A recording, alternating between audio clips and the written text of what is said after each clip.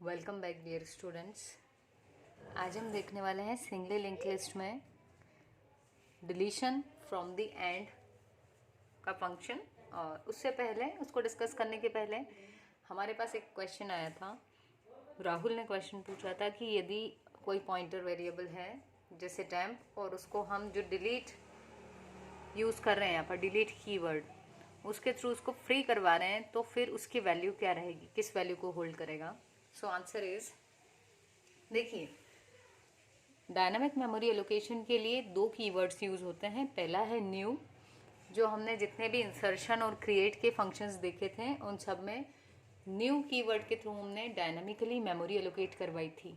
ठीक है, तो जब हम न्यू के थ्रू मेमोरी एलोकेट करवाते हैं तो वो हीप में से उसको मेमोरी एलोकेट होती है वेरिएबल को, और ये एक एड्रेस रिटर्न करता है न्यू।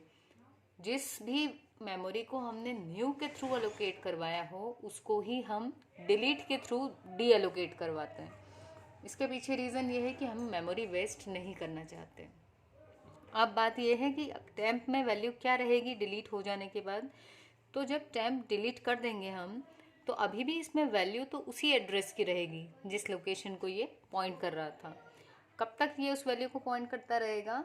जब तक कि फिर से हम जो है इसको री इनिशियलाइज नहीं करते। मान लो मैं इस फंक्शन को फिर से कॉल करूं और हम एल्स पार्ट में जाते हैं, तब देखिए टेम्प में स्टार्ट की वैल्यू री इनिशियलाइज होती है।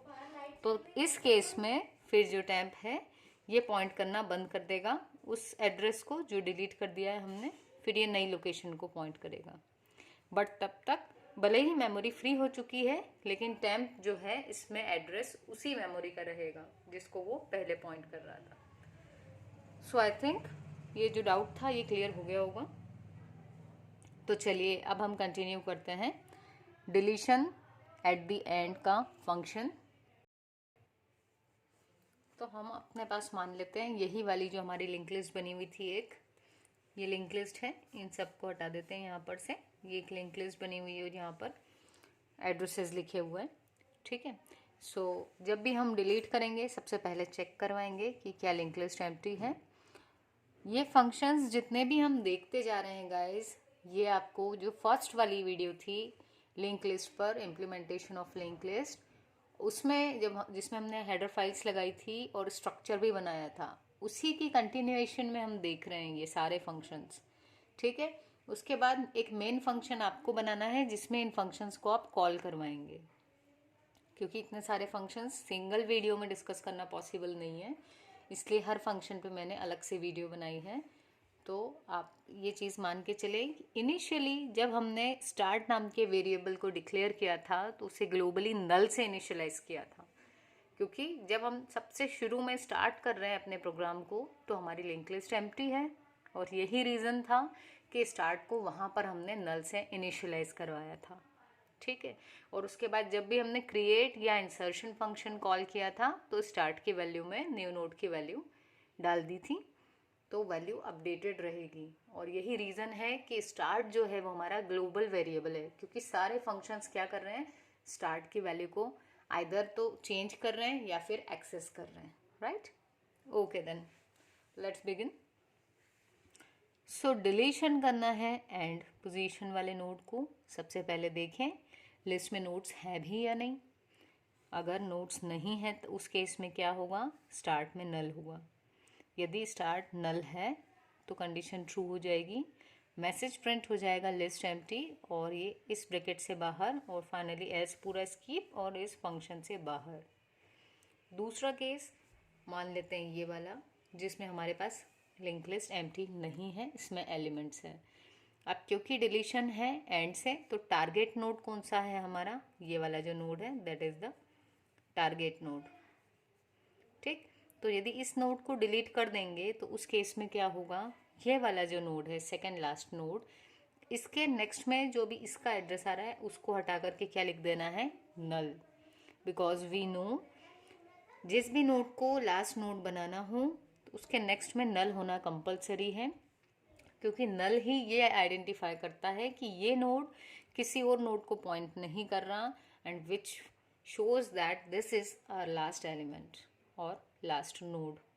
तो अब हम इस तक कैसे आएंगे और इसको कैसे फ्री करेंगे ये चीज़ का पूरा कोड अपने पास एल्स वाली जो कंडीशन है उसमें लिखा हुआ है।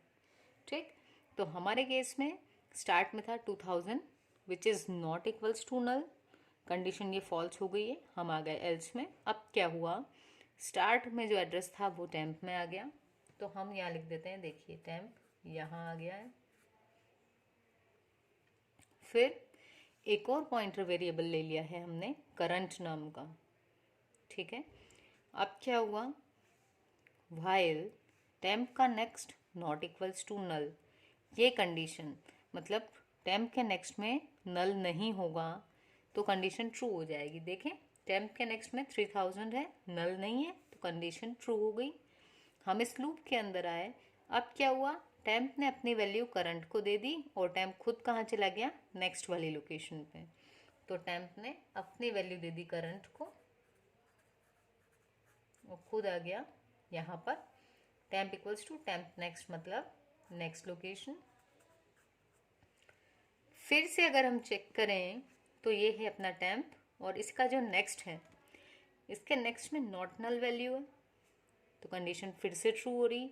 फिर से क्या होगा, टेम्प अपनी वैल्यू करंट को दे देगा, मतलब करंट यहाँ से हट के यहाँ आ गया और टेम्प ने खुद की वैल्यू क्या इनिशियलाइज कर ली, टेम्प नेक्स्ट, तो टेम्प भी हट जाएगा यहाँ से और टेम्प की वैल्यू हो जाएगी टेम्प नेक्स्ट, जो क्या थी 4000। ये दो पॉइंटर्स क्यों लेके चल रहे हैं, ताकि हम सेकंड लास्ट और लास्ट दोनों को ट्रेस कर पाएँ। इसे क्यों ट्रेस करना है, क्योंकि इसका इन्फो पार्ट प्रिंट करवाना है। और इस वाले को क्यों ट्रेस करना है, क्योंकि इसके नेक्स्ट में अब हमें नल प्लेस करना है। तो देखें, फिर से जब हमारा लूप चला तो जो टेम्प था, क्या इसके नेक्स्ट में नॉट नल है, नहीं भाई, इस बार तो इसमें नल लिखा हुआ है। तो ये जब इसको रिप्लेस करेंगे नल से, तो null not equal to null, condition false हो जाएगी, हम आ जाएंगे यहाँ पर। अब जब यहाँ आए तो हमें पता है कि करंट जो है हमारा वो सेकेंड लास्ट नोड को होल्ड करके रुका हुआ है, अभी उसकी एड्रेस है, तो करंट के नेक्स्ट में क्या डाल देना है अभी हमें, नल। तो जैसे ही हमने करंट के नेक्स्ट में इसको हटा के लिख दिया नल, वैसे ही ये इसको पॉइंट करना बंद कर देगा। दूसरी चीज़, अब क्या करना है, इसको आप डिलीट कर रहे हैं, इसका इन्फो पार्ट प्रिंट करवाना है, तो यहाँ क्या लिखें, cout deleted value equals to, इस वैल्यू को किसके थ्रू पॉइंट कर रहे हैं हम, टेम्प के थ्रू, तो हमने क्या लिखा, टेम्प एरो इन्फो। जब जब इंसर्शन हुआ था काउंट इंक्रीमेंट हुआ था, अभी डिलीशन हो रहा है, एक नोड हट गया तो काउंट की वैल्यू डिक्रीमेंट होगी। अब क्या कर रहे हैं हम, इस टेम्प को, इसने जिस मेमोरी को पॉइंट कर रखा है जो यूज़ में आ रही है अभी, उसको हम फ्री करवा देंगे। यहाँ से मेमोरी जब डिलीट के थ्रू फ्री हो जाएगी तो वापस हीप में अवेलेबल रहेगी, कि अगर कहीं पर मेमोरी एलोकेशन की रिक्वायरमेंट होती है तो वो मेमोरी भी किसी को दी जा सकती है। ठीक है, अगर हम यहाँ पर डिलीट नहीं लिखेंगे तो वो मेमोरी होल्ड करके रखेगा और किसी और को नहीं दी जा पाएगी वो। लेकिन जब हमने यहाँ से फ्री कर दी तो वो मेमोरी फिर से हीप में चली जाएगी, मेमोरी हीप में, और वहाँ से जब भी कोई एलोकेशन होगा तो वो फिर से डायनामिकली एलोकेशन के केस में मेमोरी किसी को एलोकेट हो जाएगी। ठीक है, और टेम्प कब तक पॉइंट करता रहेगा, जब तक इसकी वैल्यू हम ओवरराइट नहीं करते। ठीक है, सो आई थिंक आपको डिलीशन फ्रॉम द एंड समझ में आया होगा। यदि आपको वीडियो समझ में आई है तो उसको लाइक करें और चैनल यदि अभी भी सब्सक्राइब नहीं किया है तो इसे सब्सक्राइब ज़रूर करें। Thank you.